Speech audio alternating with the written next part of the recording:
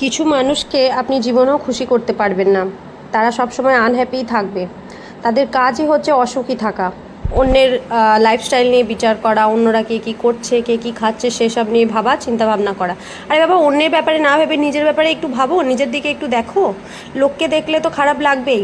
নিজে ভাবো নিজে কী করে এগিয়ে যাবে, নিজে ভাবো নিজেকে কী করে পরিষ্কার পরিচ্ছন্ন রাখবে, নিজে ভাবো নিজে কী খাবে, কোনটা খেলে তুমি ভালো থাকবে।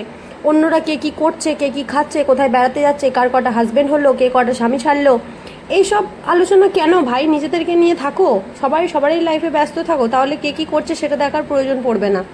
সবারই তো একটা লাইফ আছে, সবাই নিজের মতো করে বাঁচবে। অন্যকে জ্ঞান না দিয়ে নিজের দিকে আগে তাকাও। আপনার পেছনে কতটা পরিমাণ খারাপ জিনিস আছে, অন্যকে খারাপ বলার আগে নিজে একবার ভেবে দেখুন আপনি কতটা খারাপ।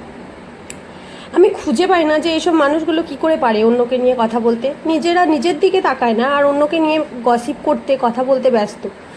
নিজেকে দেখো, নিজেকে নিয়ে এগিয়ে যাওয়ার চেষ্টা করো, একদিন তুমিও পারবে। হিংসা নয়, চেষ্টা করো।